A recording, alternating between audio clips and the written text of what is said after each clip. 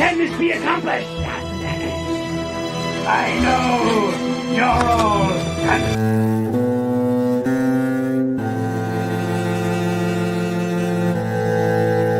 As a man, I'm flesh and blood. I can be ignored, I can be destroyed, but as a symbol,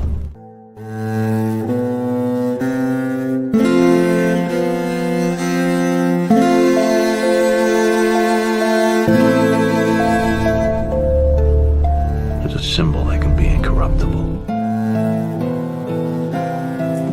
He gave us a signal. Where are you?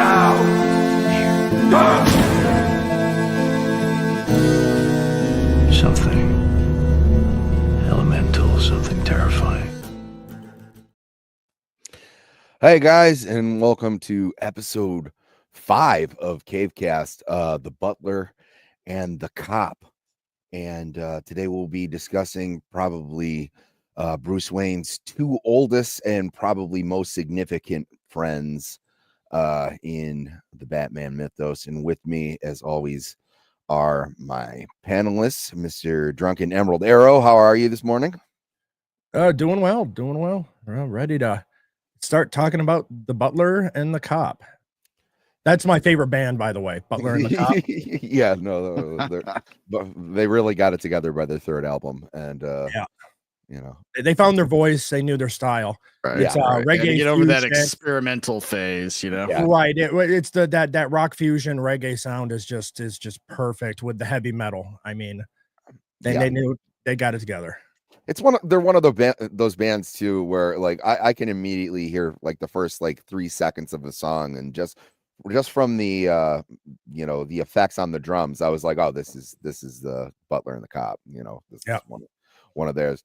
And then I'd be remiss if I don't mention my other panelists. Iron Oxide, how are you this morning? Thanks for getting up. Hey. There you go. I know you guys are both West Coasters. Oh no. Oh, everything was going perfect. There we go. And there we go. Both these characters I really freaking love. So and I don't think they often get the credit they deserve. So it's gonna be good to give them a little spotlight. And we've had a plethora of different actors playing them. Unfortunately, we just lost the one the voice of the animated was it Commissioner Gordon or Alfred who anything beats has is usually about as good as it goes. But let's I got a lovely thumbnail. I was gonna make this the thumb, but it wasn't big enough. But we'll just look at these two. I don't have any other stills because we have all that we need here is just these two guys and Batman just looking like a boss in between them. And but before we get into anything, let's get in, see who's in the chat. We got Melvin Deeply, first one in. Thank you for watching across the pond there. Rachel, good to see you again. We got this guy. Ryu, good morning. Tommy Hill. Mrs. Three-Peat, good to see you. Sorry that I ate your Cheetos out of the pantry. I will rectify the situation when before I come back in the house. Or it's on the couch for you. Well, we should have more popping in shortly, but we were a little late to start, so we can just we have Jake. I don't know if we got to Rick. Two good buddies, friends of the channel. All right, but let's see. So let's start with Alfred Pennyworth, and originally he was Alfred Beagle, but his full name is Alfred Thaddeus Crane Pennyworth. Surprisingly, I thought he would, and I didn't find this out till later. He doesn't show up until Batman issue 16. So Robin predates him. There's a bunch of characters that actually predate him. So he doesn't come out till 1944, as opposed to Jim Gordon, who makes his appearance not only in Detective Comics 27, which is the first appearance of Batman, but the first frame in that issue, he's like smoking a pipe with Bruce Wayne, and they're like talking. He's like, "Oh, criminals, aren't they ridiculous?" And he's like, "Yes, they are ridiculous." Like it's very but so we can just talk about Alfred is very important in the Batman mythos. He's for the most part the guy in the chair, but more importantly, he's the person who basically raised Bruce after Thomas and Martha Wayne were killed. And you can argue that Bruce Wayne would not be Batman without Alfred. So anybody got any opening thoughts on that? Or I think overall Absolutely. for most people, when they're first seeing Alfred, those that maybe have never read the comics but look at him from when it comes from like movies and animated, a lot of times they just see him exactly as just the butler. They don't realize the rich backstory, the many things that he has to him, the the mythos that's been created in the comics that actually make him a very, very full character, not just a person that's there that's taking care of Wayne Manor and just happens to be in the Batcave dusting off the bat suits. I mean, he's actually quite involved with it, and it's great that later through the evolution, how more involved Alfred actually is. Yeah, I mean, even by the 1966 television show, they got Alfred, like, even though he's still in his butler Oh yeah, but he Alfred, wears a silk mask. Yeah, So. they got him in the domino mask, but he's still doing stuff. But yeah, no, and he is a British noble. He's a classically trained butler. In older iterations, he was like a retired actor, so that's why Batman would always put him out on the streets for more like reconnaissance issues and things like that. It's not until you move further on that you see that he also has some military training, and that he really was an operative, and he was in intelligence and things like that. So but mostly before we get to characters like Oracle, who we'll get to when we get to Barbara Gordon, like he's the original like guy in the chair. He helped Bruce build the Batmobile. They say it in Batman Forever. He's like, well, actually Alfred's an excellent mechanic. He's probably one of the most versatile characters in Batman. He really is. The man is he's a Swiss Army knife. He can do that. Yeah, and the amount of evolutions he's gone through since his creation. Oh, hey, Zach. What's up, guys? Thanks for joining us, buddy. Our renowned artist fighting his war against AI and showing people how to do it right. I Zach, despise AI. I know you do, pal.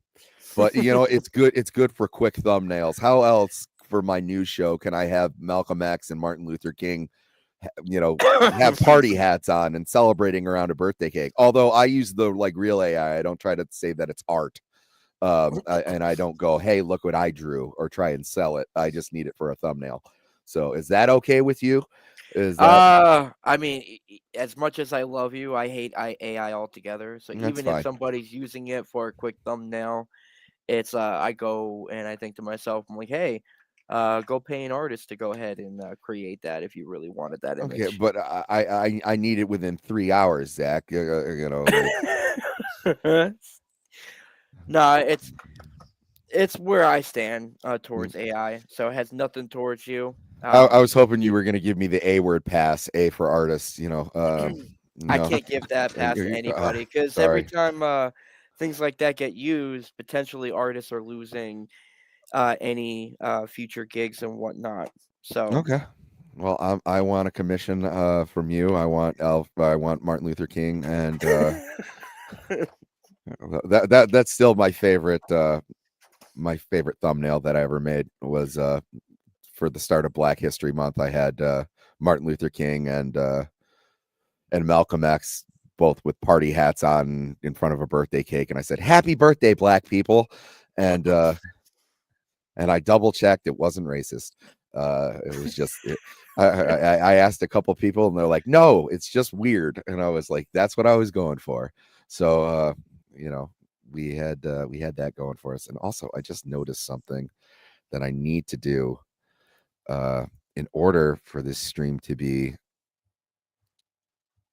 I'm assuming correctly. everybody here is fans of Batman. We've all read the recent issue of Hush that just came out. I have it lined up and ready to go. Normally, I like to read the whole thing as a. I'll wait till the trade comes out. It wasn't bad, dude. It was not bad. I'm happy to hear that, and because and I gotta say, Absolute Batman's been growing on me. I hear Absolute Martian Manhunter is kind of a banger. The only thing that I don't like so far is Absolute Superman, because to me, Superman is an absolute. So I don't need to see angsty communist Superman who's only like fighting for the rights of miners, and by miners I mean people working in actual mines. But back to Alfred, friend of the channel, Alfred Pennyworth. So let's see. One of the things that they have on his Wikipedia page here is that he's sardonic and he has a cynical attitude. I agree with that, and there's nothing better than when when Batman has a plan and Batman has like a little quip in the background, and Batman has to give him like the slant eye, like, come on, dude, like, let me be Batman. He's no. And that's kind of like, he was kind of used as comic relief for a little while, but they did keep the sarcasm and the angle there. Him, especially in the animated series, which I know I bring up all the time, but that is just, as far as anything on screen we've seen with Batman, that is just peak. But I think the line from Mask of the Phantasm when he says, "Oh, they're calling you insane. What rubbish, sir. By the way, I've ironed your tights and put away your exploding gas balls." Yep. But I do want to piggyback off what Emerald said a little bit ago, how he wouldn't be Batman without him. There have been several storylines where you kind of see that if it weren't for Alfred there, his entire childhood through his development into Batman, he would have gone off that cliff and became exactly the kind of thing that he's fighting against. Absolutely. So, he's definitely the moral compass that he kind of he set the code. If you ever watch the TV show Dexter, kind of a good I think that the dad in that must be modeled a little bit off Alfred, and they took it just in a completely far direction, but he kind of helped him develop that code and keeps him grounded and from going off the edge even when he wants to. Yeah, I completely agree with that. There's something to be said, as much as he is sardonic and cynical, and you would say very much opposed to the way that Bruce is going about what he's doing. He supports him and he believes in him. Then he knows, because he helped raise him, that he did the right thing. They always go like the dark, never. I love that scene in Batman Begins where you do all those bloody push-ups and you can't even lift a bloody log. Like, it's there's a tenderness there, and whenever you see whether it be like an Elseworld story, by the way, this is for people new to comic books and everything. An Elseworld story is something that doesn't take place in the regular comic book continuity. So I just wanted to get that out there. We're going to use that word quite frequently moving forward. And matter of fact, when we start running out of characters and ideas, we're probably going to have an Elseworlds episode because there's a plethora of them. Nice. And but the let's see, what's our good friend Jake Martin have to say? I appreciate how even though Batman has this staggering intellect, Alfred is always able to impart some simple wisdom to Batman or help him see a situation in a different way. And that is because, he has you can be smart, but there is something called lived experience. And, what we got into and what we'll cover a little bit moving forward is Alfred has quite the experience. I mean, he's been all over the place. He's a veteran. As I said, he's a British noble. He was an actor. He was a spy. So he somewhere along the way, he picked up how to use computers really well and be a mechanic. I was like, the guy's all over the place. I said he's a Swiss Army knife. And we really need an Alfred standalone comic where he's essentially James Bond. They did. They tried that. We with have that. Pennyworth. Do we? Okay. But they need to do it right. Yeah, I was gonna say I never really got around to watching it. It's like one of those things. Any type of origin, it's especially for characters like that, it's never as cool as what we get. So like Hannibal Rising is never going to be as good as Silence of the Lambs, because we don't care how Hannibal got around to eating people. We just know that he's very smart and that he does. And but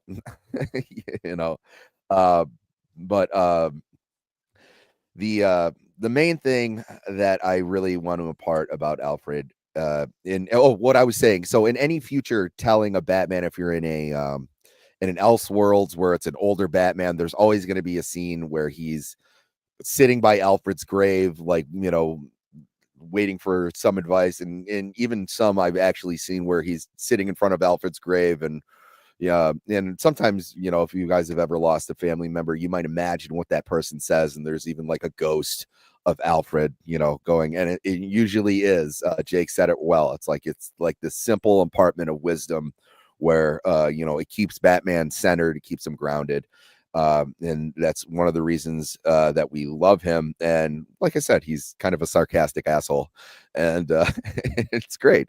But another was Batman Forever, where he's got the burger, he's ready to serve it to Dick Grayson. He's like, perhaps the dogs are hungry. There's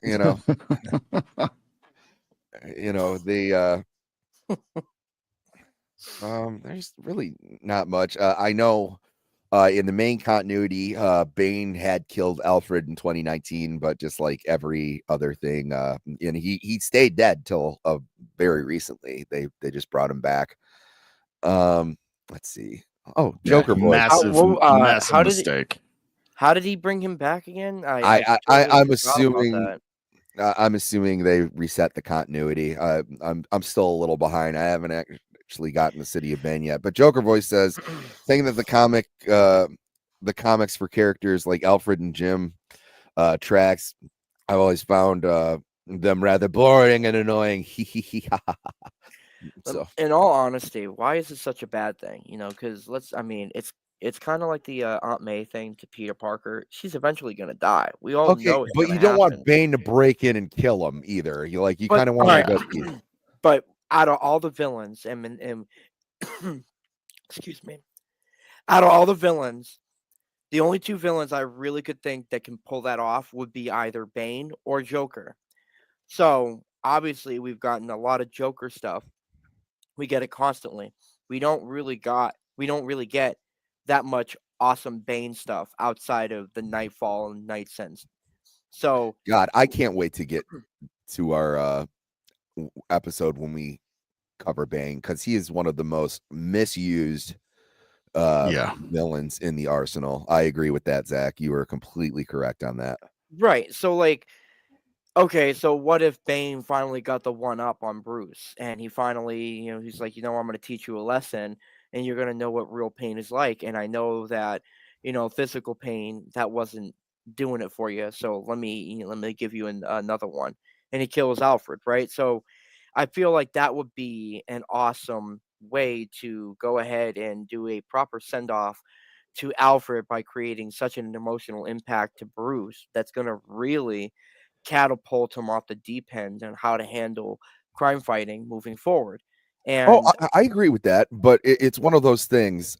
So what they said in Death in the Family when they killed Jason Todd, people said, hey, if you're gonna do this, you better stick with it. So that's the problem when you upset the status quo in comics like that. I don't mind if you do that, but you need to do it moving forward. And like I just said, they just brought him back into the primary continuity, in 2020. So this year. So it's Yeah. no one ever stays dead in comics. They always bring it back to the stat. That's why, when people piss and moan about something, it was like, give it like 5 years. It'll go back to how it was, because that's something that you always do. And like I said, let's see. We At had least it didn't. I Mo, mean, at least friend of the channel. If they're gonna bring him back, I mean, Mo. even though they did bring him back, at least they brought him back and they didn't like gender swap and change it the character and insert someone else.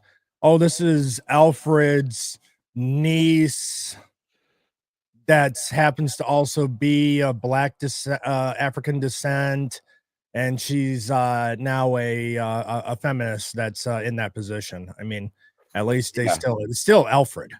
I mean, granted, yes, you kind of take away the impact. I mean, comics do it all the time. They bring characters back, but it does lose a little bit of the punch if you already know he's coming back. I mean, we've seen it too many times in any kind of other media where it's like, oh yeah, you can clearly see they're gonna bring him back. My problem with this is, like, we are in a it is a medium where you can have an Elseworlds where you want to tell that story. So just do it there, but if you are going to do it, like, it's all, I always think it's very tacky in Spider-Man when they bring Gwen Stacy back for any thing. It was like, when she dies, that had a huge impact on Peter.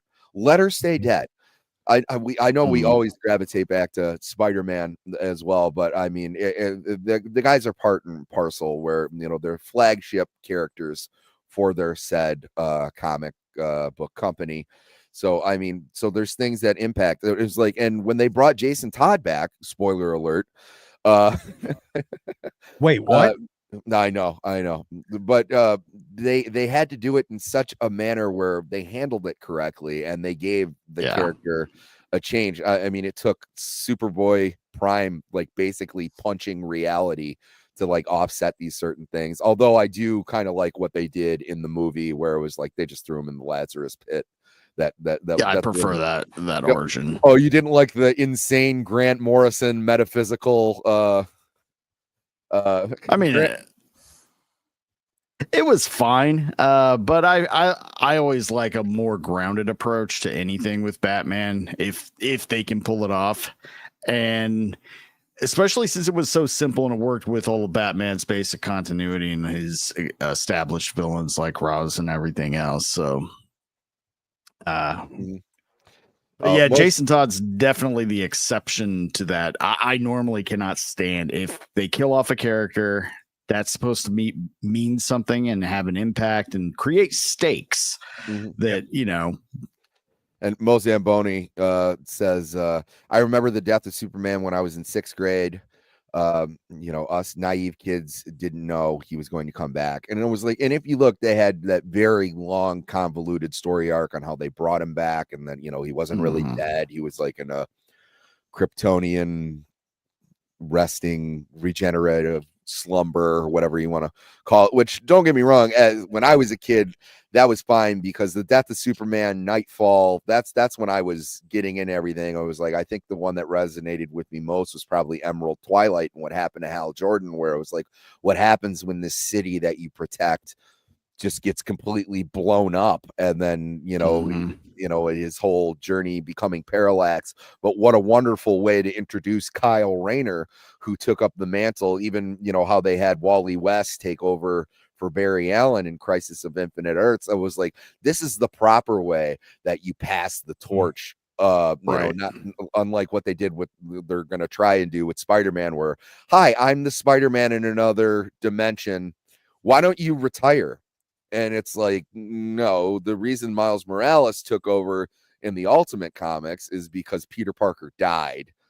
And, and that people were fine with that. It's when you bring him over into the main continuity and just go, you don't have a fluid way of transferring it over. And you're just like, well, there's 2 Spider-Man now. And if you don't like it, you're racist. And you're like, okay, well, no. Exactly. But back to Alfred. I don't mind that they killed him. I do disagree with you, Zach, on that. I was like, I would like to see him kind of go out the same way I would like to see Aunt May go out. and the same way, the original way that they had Aunt May die, because she's died in the comics a couple times now, where Peter's at her deathbed, and then he quotes, I think he quotes like Peter Pan. He's like, and straight on till morning. And, it was like, and, people just run out of gas. It's okay to have these elder characters die.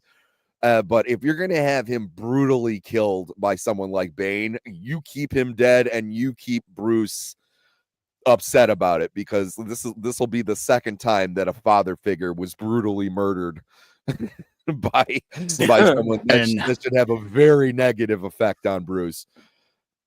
See, and I 100% agree with you. There are some characters that don't need that brutal, impactful exit. Sometimes just being surrounded, knowing that they lived their life and did everything they could, and just, dying surrounded by the people that they helped bring up as a reader. And everybody can kind of resonate with that, because we've all been through that or are going to go through that at some point in our lives. Oh, Jesus so Christ, some characters just deserve that exit.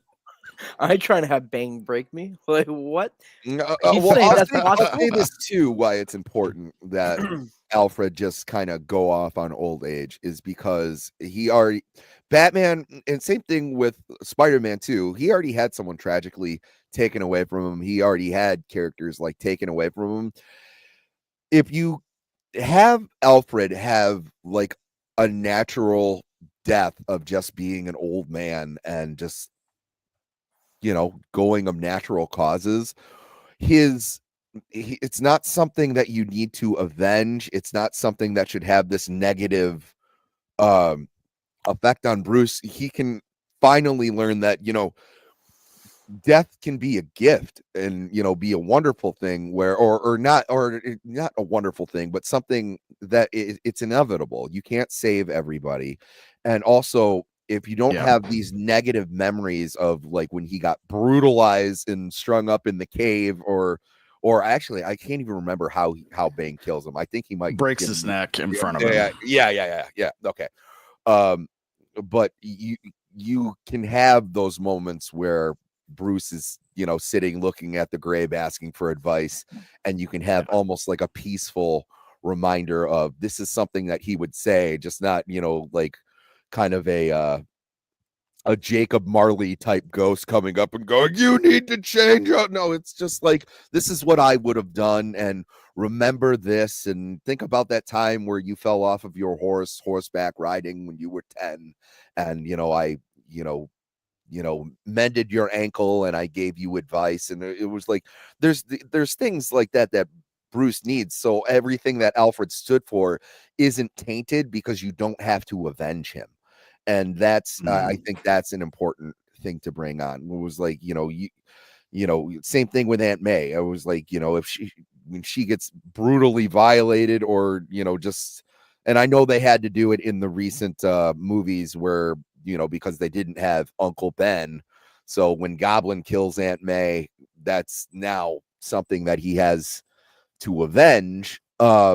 No, it should be the opposite, really, where it should be the other end of the spectrum, because that makes the character a little bit more realized, because, people in your life will come and go. So I don't know. I think it's a mistake. I also think it's a mistake if they're doing that, just bringing him back. But there have been plenty of actors who played this character. There was William Austin in the 1966 adaptation. Michael Gough, or is it Goff? I always said Michael Gough. I've always said Goff, but I could be wrong. Famous, for his many roles in the Hammer horror films, which are awesome on their own. And he played in the Burtonverse all the way up to Batman and Robin. Michael Caine, who might be one of the best adaptations of the character until the very end, where Bruce kind of totally screws him over. Jeremy Irons, which, I mean, here nor there, I thought he was the first modern adaptation of Alfred, where he's more the former military guy in the chair. No problem with his portrayal. Andy Serkis, who I didn't mind Andy Serkis, but I did not like his I didn't like his relationship with Bruce at all. Like I've mentioned it all this time. Like, he gets blown up, and the first thing that Bruce has to say is, "You lied to me," and it was like, okay, not how are you, how you feeling? Jamma, thanks. Out of character for both, and I've got so many problems with that movie in general. But yeah, that's one of the glaring aspects that wasn't either one of those characters as far as I'm concerned. Yeah, no, that was not the relationship. Even you kind of got it a little bit in the Snyderverse between Michael Ironside and Ben Affleck. It still doesn't portray. There's so when Michael Goff is playing Alfred, the whole time he's saying, like, hey, I know this is like your calling. You need to remember there's other important things. Find a woman. You need to find other ways to be happy. You need to let what happened to you as a kid go and grow as a person. I mean, I don't necessarily mind that you're jumping off of rooftops dressed as a bat. You're the master of the house, but also there's other things to life. I love that quote. I have no desire spending my remaining years, grieving over the losses of old friends or their sons. And it's a great line. The elderly, and Michael Caine very much probably the most father figure of all of them. Just you still haven't given up on me. Never. That. Oh yeah. But still wonderful adaptations. Each of them brings something. And I said, even William Austin was probably the most regal of all of them. He was the true Butler at the time. I guess Michael Goff still, but you got less of the fatherly figure, where he was just truly Batman's butler in the 66 portrayal. So do you guys have a favorite? Oh boy, I'll let him whoever wants to go first. I've got it's definitely a toss-up. Michael Caine, again, he was definitely the most fatherly, and between him and Goff, or Gow, however you want to say it, they were the ones that really did impact as the father figures. I think Jeremy Irons did a great job. He just didn't get enough. He didn't have enough to work with and to shine, but they did get to show him participating a lot more than the others and having more of a bigger impact. And I do love that line when Bruce is introducing the League to Alfred in the cave. He's like, "And this is Alfred. I work for him." That's one of the best parts of the whole movie. So if you think about the Snyderverse in those movies, really, that Alfred kind of was one of the shining aspects of that whole series, and didn't get enough there to work with. But if you got to take everything and what the character embodies and who he is, it's the animated series all the way. Yeah, truly. How did I know he was going to say that? I seems to be a lot about the animated series. I don't know. Yeah. I mean, I can't quote it verbatim, but so in the end of Batman, Mask of the Phantasm, when he's talking about, I forget her name. Andrea Beaumont. Thank you. Andrea Beaumont, and he's consoling him over that void, and he's like, she fell into that pit years ago, and I've always worried that you were going to fall in that pit too. That's a very family, fatherly thing to say, where it was like, hey, I was worried because you were in love with this crazy bitch, and I was worried that was going to ruin your life too. I'm glad that you got out of it. It's tragic. I still will say that Batman Mask of the Phantasm is the best Batman movie. There's no best theatrical movie we've ever had of Batman, hands down. And the thing about that scene that it really does show, you know what happened differently between Andrea's path and Bruce's path. They were both going on that same revenge, everything in the same direction. The difference is Alfred, because if Bruce didn't have Alfred, he would have become the Phantasm or even 100 times worse than what she did. But because he had Alfred there to keep him in check, to help him develop the code. And a lot of this wasn't said in that movie, but it was definitely implied. And the way they did their like you see them fighting when in the cave, he's like, "Oh, you're going to see her tonight." When they find out she's back in town, he's like, "You think you know everything about me, don't you?" "Well, I diaper your bottoms. Yep. But anyway, ought to, sir." That's one of my favorites. Well, I don't know if my wife is calling me out here or if she's praising me. Sammy can't quote it in verbatim, but he can quote much else of Batman verbatim because he lives and breathes Batman. That tracks. Let's see. Oh, just remember Cheeto. Thanks for stopping in, buddy. Boosh, I don't know if I said hello to you yet, but I always appreciate you in the chat. Just remember you owe someone some Cheetos. I will not forget. But now I would have to go Michael Gough as well. I think is mainly because that's the first real movie Batman Alfred that we had. And I think him going through and actually being a mainstay, him and the actor that played Jim Gordon through the first 4 movies that were live action. Now, I mean, also, can anyone enjoy a Diet Coke as happily as Alfred can? No fucking way. No.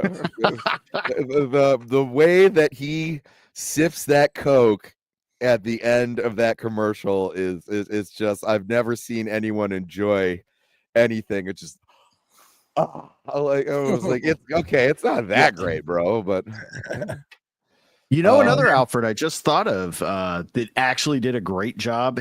And say what you will about the series, it had its high points and it had its low points. But what's his name? Sean Pertwee or something like that. He played Alfred in the series Gotham. He actually did a really good job. Yeah. And that was a great portrayal of the character.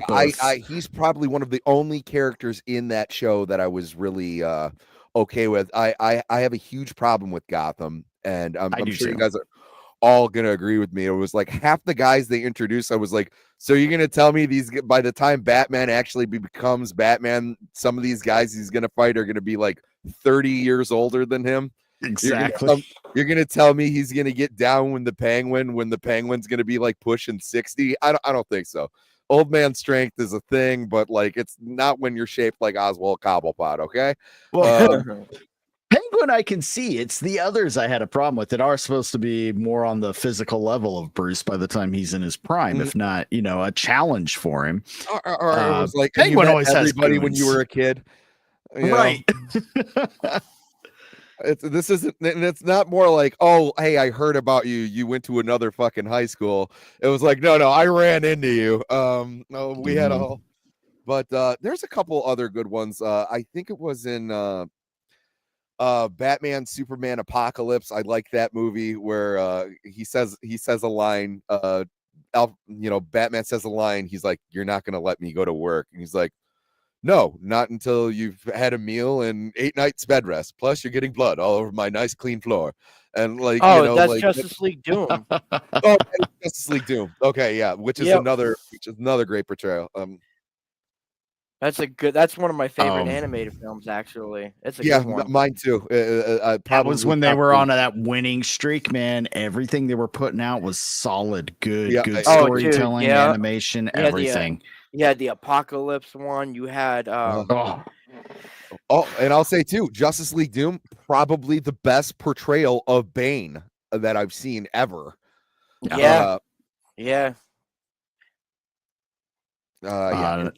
Next to I liked how they presented him in Young Justice too. But that's neither here nor there. Young Justice was underrated in my opinion. Early seasons, they were great. I mean, I can't really remember how he was in Beware the Batman. I didn't watch Beware the Batman that much. It's the Batman was passable. Batman Brave and the Bold. I mean, that show was kind of so cartoonish and bombastic. I don't even really remember his portrayal. Classic, like Golden Age Alfred. That show was great for what it was. It has some really good episodes. So definitely, yeah, one of the new Amazon show. That's Beware the Batman, right?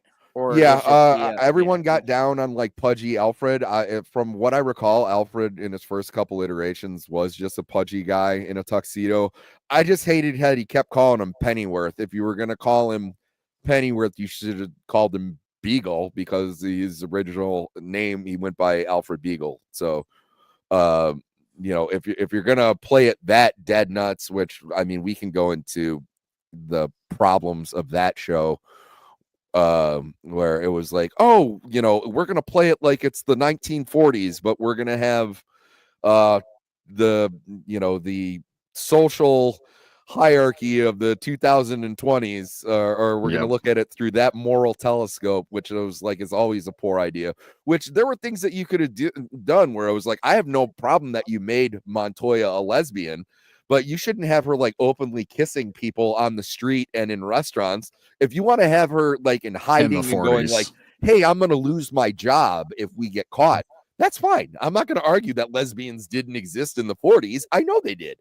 But they were persecuted. They were out in the open. Commissioner Gordon would not be a black man in the 40s. Okay, and if he was, they should go, this is a publicity stunt. You need to watch your ass. I mean, there are ways that you could have gone about these things and actually had them realistic to the 40s. And they just didn't do it because they're these modern writers are incapable of doing it. I was like, I'm not arguing that you shouldn't have had these things. Barbara Gordon would not be a top-notch defense lawyer. They would be like, what's this broad doing in the courtroom?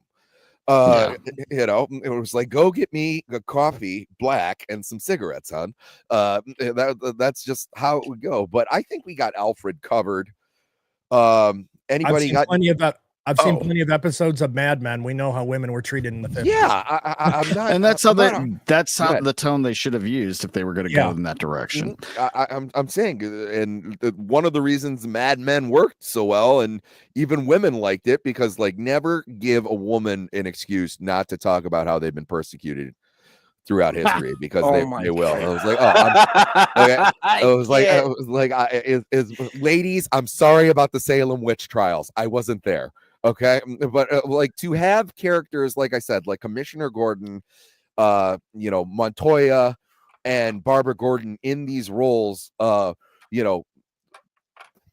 years before the civil rights movement, 40 years before the gay rights movement, like it just doesn't make sense. And I'm sorry that you guys don't understand, and by you guys I mean the writers, you don't understand the nuance where you can actually have these characters, make them appealing, make them sympathetic, but keep them in the time period that you're trying to set. Like it's really not that difficult. The time period has to set the rules, and then the characters have to abide by it. And they love doing this. By the way, guys, that would have been a perfect time to shoehorn in some racism. Would be the 40s. Okay. Yeah. Like people are, everybody likes to write like people are like walking around now with like, like a Klan hood under their MAGA hat. And it was like, no. Do that in the 40s where they're like, I don't know if people should be drinking out of the same water fountain. Get those guys. Those are the guys. Those are the people doing that. Not now. It was like, it's so weird now. It was like, even if people are racist, they don't talk that way out in the open. It's a different like cultural thing where, you can't, there's certain things you go, there, and you can have it. You have the guy say something blatantly racist, at least have like three of his buddies go like, whoa, what year is it, man? Like, relax. Like, don't say shit like that. It's unfortunate. It's kind of crazy how we've gone from, the water fountain issue, which was a real issue, to now you're racist if you prefer your Jim Gordon to be, a white Irish cop as he was originally portrayed. No, now you're racist. It's funny how it's interesting that we're on this topic because a few days ago I had to go down to a high school over here for a career day thing where I was explaining I'm a freelance illustrator. This is what I do for work, and this is my body of work. And I had to pretty much talk about like the stuff that is all involved in being a freelancer. And so I had some of the kids, they're asking me like, what are some things that are challenges when it comes to social media? And it just went into the whole rabbit hole where I went into explaining like it's necessary to have it, and at the same time you also want to devote as much time as you can to the art that you have without being too drowned out into a lot of the stuff that's going on. You want to be, and this is where they start really getting into, well, how does um pretty much how does something from the books like that, because we can see that you do a lot of comic art and whatnot. What is the challenges that we have to deal with in social media where, if we get a job and the stuff that we're, getting paid to do is way different from the source material that is provided, based on something that they wanted, that has nothing to do with the character. And it was kind of a tough question to ask because, what's the right thing and what is the wrong thing to say? Because we have characters that break continuity, or we have characters that break. And by the way, the characters that don't act like themselves, basically. Donka Bush. I look very mind comfortable in my recliner. Yeah, he can get your fucking star. He made me laugh. And then Miss Sparkles, thanks for jumping in. I broke my own rule when that, but Bush made me break character. We'll just censor that out in post. I will say that is very interesting, Zach, that you had them actually asking those questions, talking about actually source material, and let's say an artist a direction coming in that's essentially going away from like the source. I mean, that actually is kind of interesting that the high schoolers are even looking at it from that aspect, because you don't even have modern Hollywood that's doing that.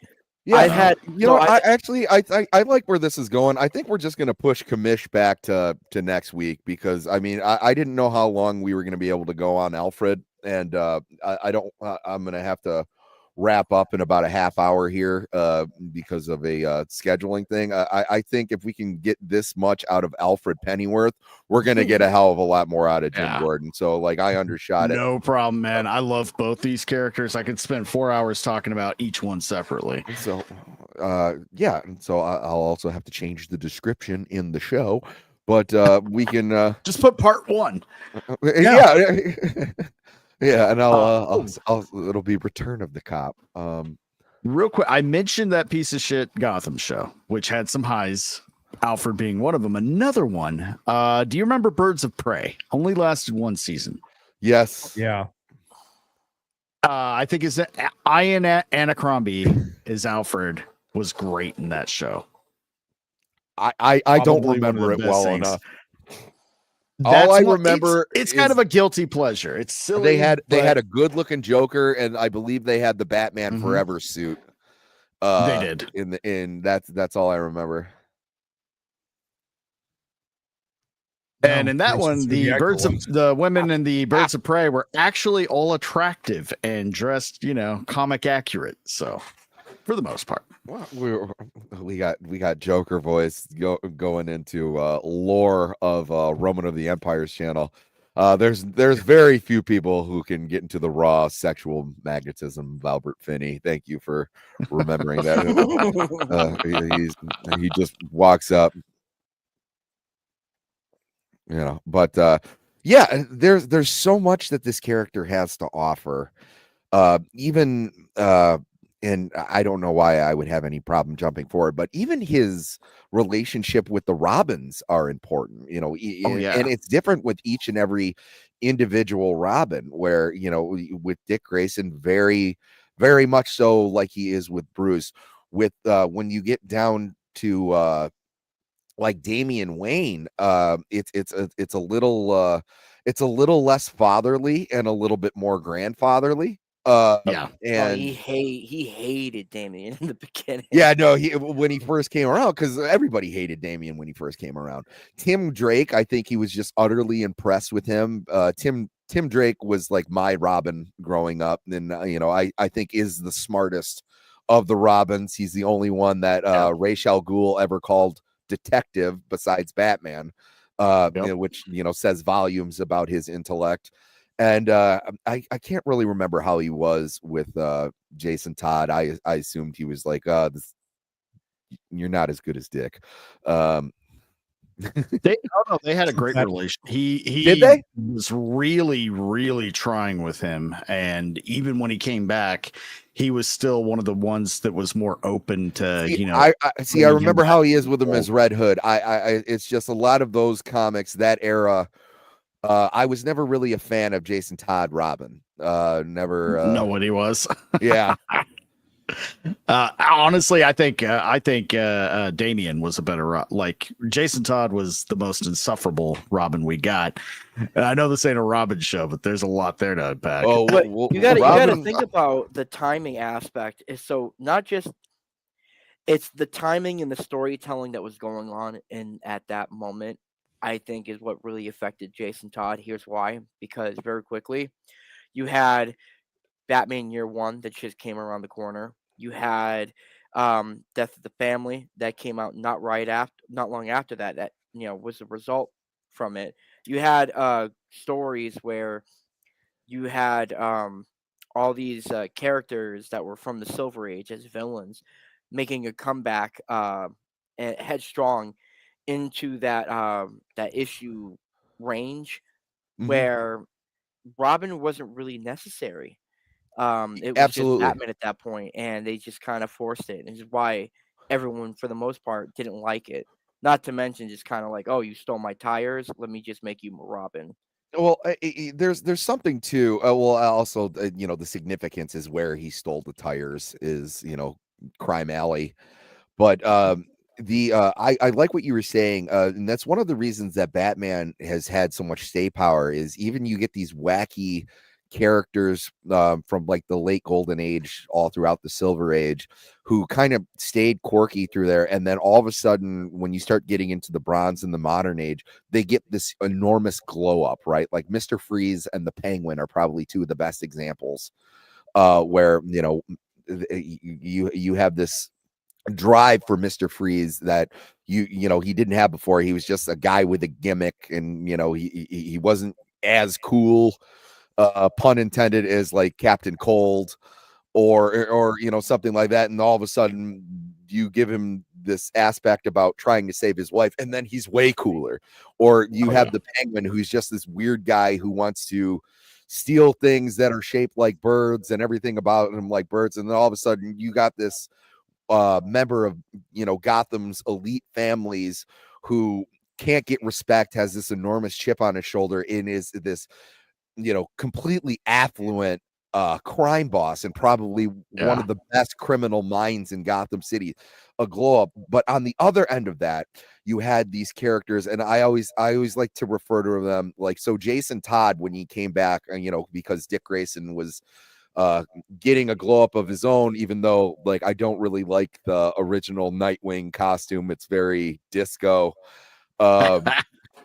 But you know, they had to introduce another Robin, and you know, when they would try and do this, you know, so they also did it with like a Guy Gardner character, who's a character who has been around since '68. You know, they gave him the stupid bowl cut, and they gave him, you know, now granted, they gave him brain damage in order for him to act like such an asshole.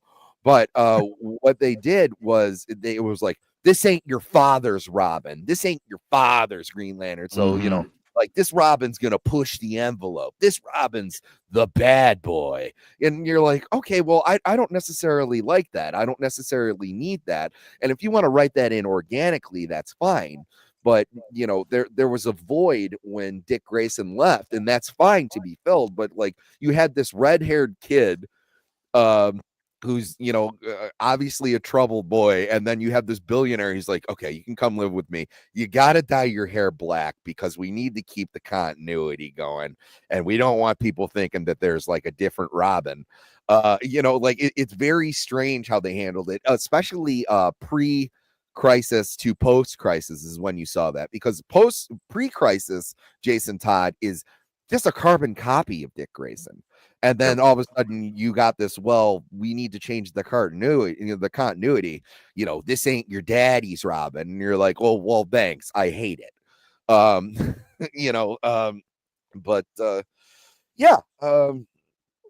That's pretty much all I got to say about that. Anytime they are using that, well, that it's not your father's or it's not your grandfather's character. I mean, that's definitely it's attempt at marketing. Yeah, you hate your parents, don't you? Yeah, you don't want to like things they like. Yeah. Well, we got a whole new character that they're not going to like, but you're going to love. I mean, it's marketing.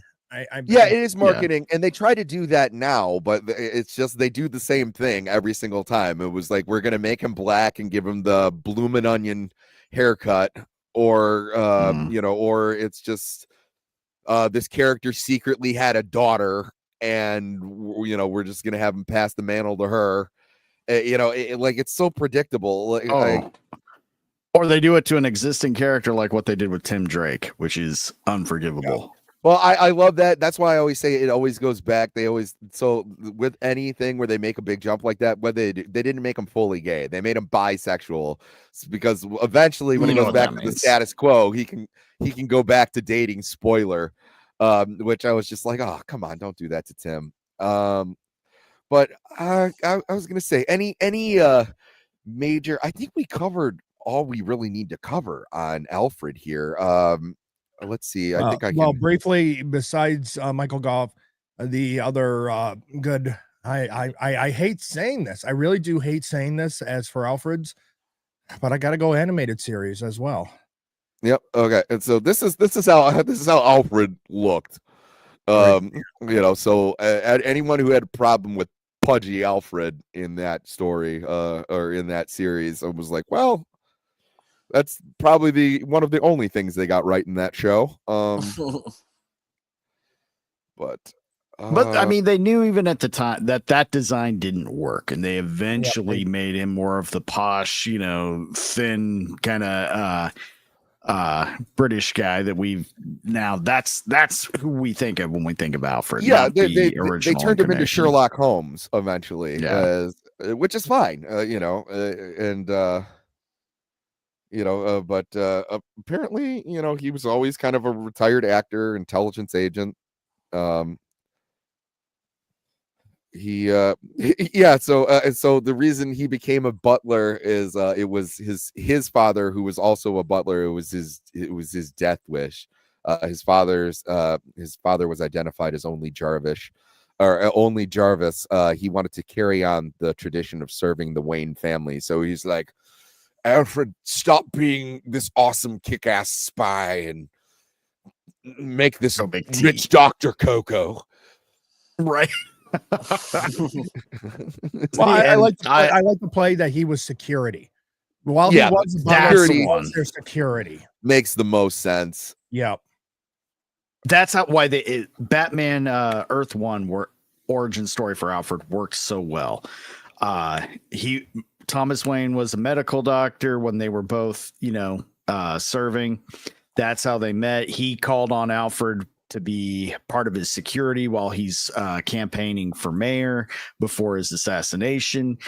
The butler thing was just a cover so he could not be easily identified as his security detail, or even I think and that was later on that they used that excuse. But in the comic, he was just the security guard. He gets there to pick up Bruce. He's like, well, who the hell are you? I'm his, I don't know, butler. What do these rich kids have? And he just kind of wung it from there. By the way, Jake, Carrie Kelly is gonna be maybe mentioned. Like I still assume, because there are characters that we should get to, but are just going to get a brief. She's just going to be like when we cover the Bat fam, like the extended Bat family. She's not going to get like the full Robin treatment like Jason or Dick or Tim will, or even Damien. Mhm. I mean, I was even reluctant to do Damien. I was like, if we were going to add that, but I mean, of course we should. He's the only actual blood relation to Bruce of the Robins. I love Damien. I'm not gonna lie. I'm pro Damien, but I'm just saying he's very divisive. But it's hard because I was gonna go, should Robin be its own episode, or should I break them all down? Maybe we'll do the idea of Robin as a whole, and we'll talk about all the different iterations and just kind of like what he means, and then we can do the individual ones, because I mean, well, you can do it as it started off as just talking about Robin, and then if you need to change it, then part 1 and then part 2, and then a series, the series that is the Robin. Yeah, I was gonna do like Robin, and then after that, yeah, we'll do the series, then we'll do Dick, we'll do the big 4. And then because you can't even talk about, there's other characters, even though like certain people don't like Damian Wayne. How are you going to talk about like Talia if you don't talk about Damian? Like, you know, it was like he's ingrained himself into the mythos, whether you like it or not. And I was, you know, other favorite moments. He took the car, sir. Oh, he busted the jack. The other car, sir. The rolls and the other car. Yeah. And then you see, you know, 21-year-old Chris O'Donnell, who should have never been adopted in the first place because he's a full-grown man, driving down the street in the Batmobile with the hydraulics bouncing up and down to the Offspring, and that's when humanity peaked. We did it, guys. That was see, even 21-year-olds. Well, that's because of Obama. That because 26, you're still considered a child, so that's why he needed to be adopted at 21. Oh wait, fair, your brain is not. That was still pre-Obama, so never mind. That doesn't work. Your brain is not done developing. Oh no, you want to talk about? I hated it. The thing that I hate the most, and even as like a 6 and 7-year-old kid, is when Alfred is rolling up on Dick Grayson in Batman Forever, and he's like, you know, any laundry, and he's like, I got it, Alfred, and then he starts to show that he might be a formidable fighter by doing kung fu laundry. And then, you know, and then he starts like mopping up, and he's like, I'll see you later, Al. And I was like, this is the dumbest. You don't do laundry like that? No, not anymore. No, I got bad knees now. I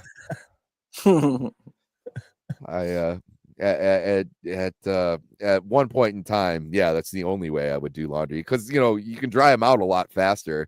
And another thing too, like when he does that and he like wrings it out, like he wraps the shirt around his toe and like wrings it out, and I was like, you just ruined that t-shirt, by the way. Like that is, you know, I hope it doesn't have a decal on the front, because have you ever tried to do that with try to impress Morgan or something, like, hey, check this out? My wife is simply impressed when I just do the dishes or anything around the house. I tried doing my laundry that way at the local laundromat one time, and then I was asked never return. So. Yeah, they're like, you get out here. We don't try it no more. You go away. Yeah. Other laundromat down the street. You go there, not here. Very bad. Kung Fu laundry, very offensive to me. Yeah, but the more I think about it, if we have to pinpoint a live action and take the animated series out of the equation, I got to go Michael Caine. Yeah. Yeah, Michael Caine was the most versatile, and until they screwed it up in Dark Knight Rises, it was the most genuine. Yeah.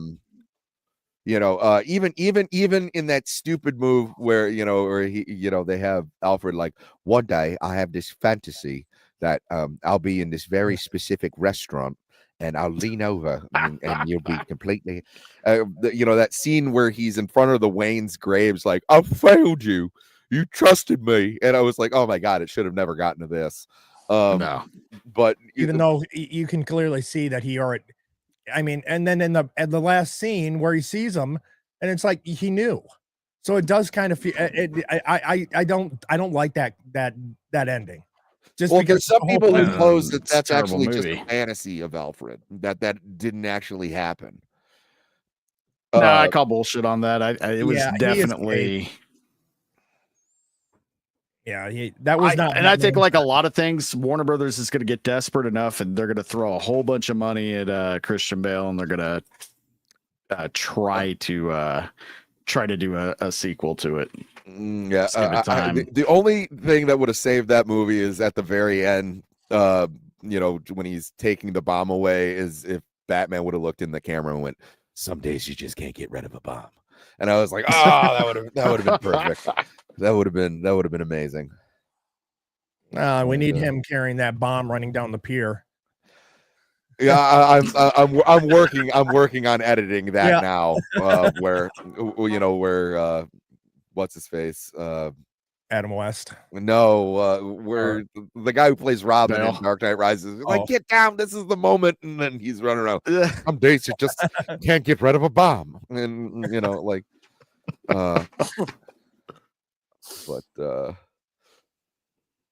yeah,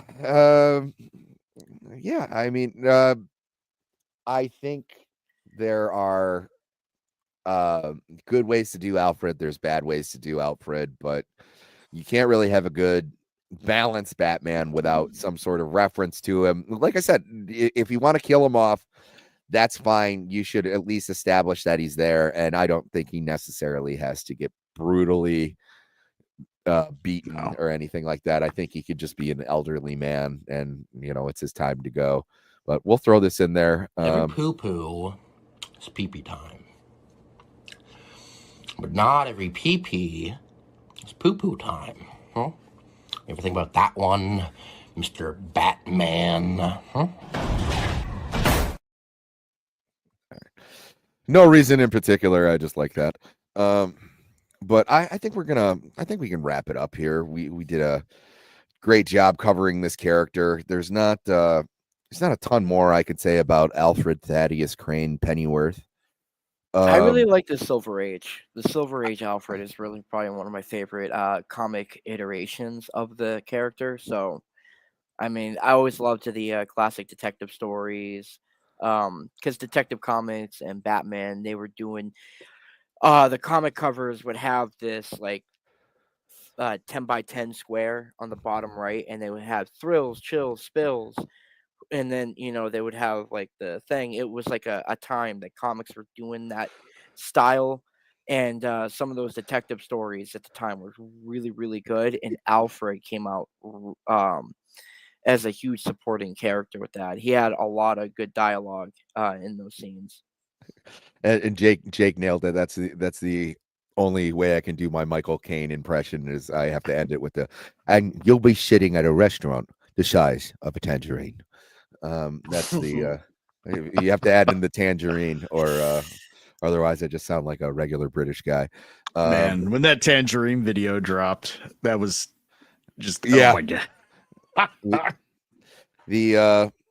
So why don't you guys tell us where you're going to be? Plug yourselves. Mr. Drunken Emerald Arrow, where are you going to be for the rest of the week, or early into next week? Well, let's see. In a few hours, I'll be overproducing for Theo Snodgrass on his show, Touch Grass with Theo Snodgrass. That starts at 11 a.m. PST, 2 p.m. EST. Then on Tuesday, I have Nerds Covering the News at 5:30 PST over on my channel. Then Weekly Rogues Gallery Wednesday at 5:35 p.m. PST.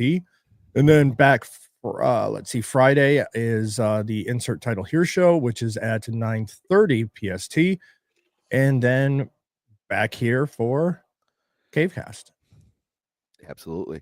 And yes, we will definitely be covering the commish next week. So if you guys definitely come back for that one, because like I said, to start them now, we'd be getting you'd probably have to jump directly into Theo.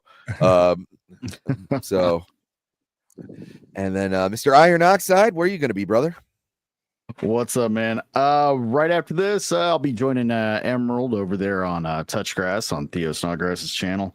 And then I'm going to take a short break for probably about an hour or two. And then I'm going to be doing what I'm calling a the Hunger Strike Survival Horror 24-hour gaming stream. I've been promising this for a long time. So I'm going to go for a full 24 hours. I've already started my fast. I'm on a 36-hour fast just to kind of health up a little bit in preparation of summer and everything else. And so I figured, why not? Yeah, I see Exactly. what you're doing. Exactly. So just gonna start off playing some Killing Antidote and kind of go from there. Not playing Resident Evil. We're gonna keep it more indie survival horror titles, a little lesser known ones, and go all the way the full streak. I'll be throwing the links in the private chats that we're in. So if anybody wants to pop in and out, they're more than welcome. And then next week, I'll have a weekly Rogues Gallery on Wednesday at 5:35 p.m. PST, and then the weekend Rogues Gallery at 5:35 p.m. PST on Friday. And you can catch me on other shows in between. I occasionally jump over on Emerald's channel. I think D&D over on Full Metal Nates will be coming back. I occasionally go hang out with MSK. I'm all over the place. So just follow me on Twitter and you'll know where I am. And also, kids, you heard it here first. If you want to lose weight, stop eating. That's it.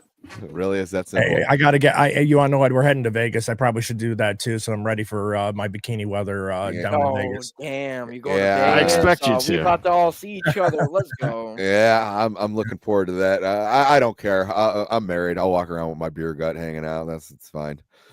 I'm there to have a good time. I'm also going undercover. There's an alcohol shortage in Las Vegas, and my only way to find out is to hit the scene and figure out why, and go to these various bars. Zach, you getting those divorce papers all settled up so that way you can yeah. All over the No, I think Mrs. 3P's gonna be sticking around. Oh, is she coming with? Yeah. Zach, you're on full screen if you want to show us what you did, and if you want to show us what you did last time you were on. Oh, damn, I don't have that one on me right now. You failed me. You are dead to me. I'll give it to you for this weekend, but I finished the pencils on this one. Oh, hell yeah, dude. Oh, very nice. Very nice. Get rid of that light. Very, very succulent. Yes. Dude, no, that's great work. I'm going to be doing Catwoman, so I'm going to be inking this today. It'll be done. Then I'll send you guys the files. I thought I sent you the file for the Batmobile, dude. That thing looks amazing. I didn't even get the chance to post it. No, if you did it, I mean, it might have just gotten lost in the millions of group, Twitter. I'll go through. I'll Twitter go chats through it. and all If that. I don't, I'll send it right again to you guys. Yeah, I'll tag it right to the episode. So, please do that, or actually just comment it on the episode so everyone can see. Again, Zach is an amazing artist, and we're lucky to have him on here. He also knows his comic books, and so that'll do it. As for me, you can find me back at this channel for in other news. That's where I grab a bunch of nerds and sometimes I make them do a sports report, which is always hilarious to me. But otherwise, we just talk about stupid stories because there's no shortage of stupid people in this world, and I like to cover stupid people. So you guys have a great day. Thanks for dropping in, and we will see you next week. Same bat time, same bat channel. Come on. Yes, Batman, clad in the somber costume which has struck terror to the heart of many a swaggering denizen of the underworld. Bob? Done.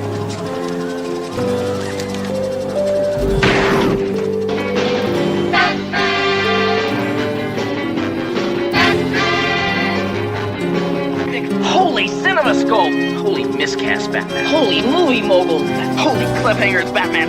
Holy suborbit, Batman, it's raining down there. Holy history. Holy catastrophes, Batman. Holy bullseye, Batman. Holy stereo, listen to this. Holy armadillos. Holy Krypton. Holy trampoline. Holy fork in the road. Holy Titanic, Batman. Holy Houdini. Holy funny bone, the Joker. Holy chutzpah. Holy precision.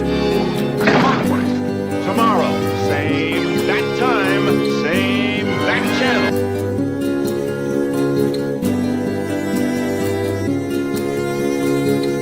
The monster who took you from me will soon learn that revenge is a dish best served